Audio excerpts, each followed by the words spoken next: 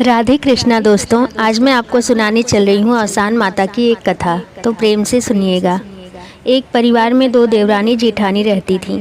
एक बार दोनों बैठ के आपस में बातें कर रही थीं और दोनों ने गंगा नहाने की योजना बनाई। अगले ही दिन दोनों गंगा नहाने जाने लगी। गंगा नहा के लौट रही थीं। रास्ते में एक जगह पे 7 सुहागिनें बैठकर अवसान माता की पूजा कर रही थीं। देवरानी जेठानी को उनकी पूजा बहुत पसंद आई। वो दोनों वहीं खड़ी होकर पूजा देखने लगीं और अवसान माता की कथा सुनने लगीं। और उनको दूर से कथा सुनते सुहागिनों ने देख लिया।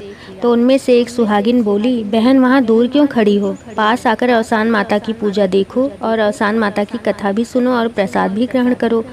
ऐसा सुनकर देवरानी जेठानी पास आकर कथा सुनने लगीं और प्रसाद ग्रहण की। फिर पूछने लगीं, दुर्दुरिया पूजा करने से कौन सी मनोकामना पूरी होती है। सुहागिनों ने कहा, अवसान माता की पूजा सभी मनोकामना को पूरा करने वाली है। माँ बहुत दयालु हैं, वो सबकी सभी मनोकामनाओं को पूर्ण करती हैं। देवरानी जेठानी ने कहा, हमारी कोई संतान नहीं है। तो सुहागिनों ने कहा, माँ की पूजा करो, माँ तुम्हारी मनोकामना अवश्य पूरा करेंगी।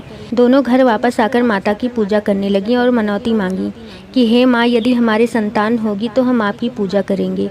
और 9 महीने बाद दोनों को एक पुत्र प्राप्त हुआ। पुत्र की छठी हुई, बरही हुई, उन्हें पैदा हुए 1.25 महीने हो गए। तो देवरानी ने जेठानी को पूजा के लिए याद दिलाया। तो जेठानी ने कहा, अभी पढ़ने लिखने दो, फिर बाद में पूजा कर लेंगे।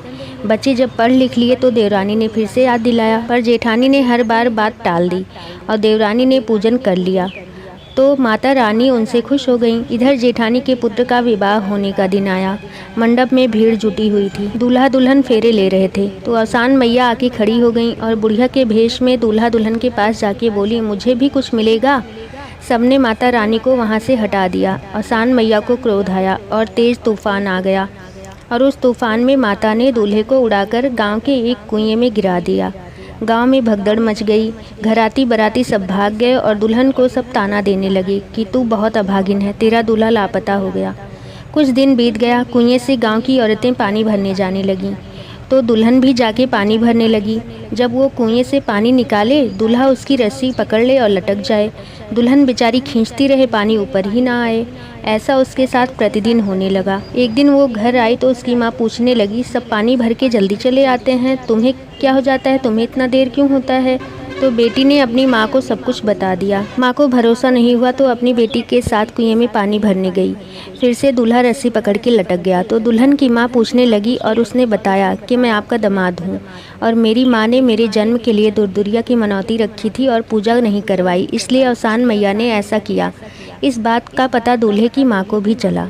तो उसकी माँ आके क्षमा मांगने लगी, अवसान मैया को पुकारने लगी। अवसान मैया ने उसकी पुकार सुनकर उसे क्षमा कर दिया और दूल्हे को बाहर निकाल दिया।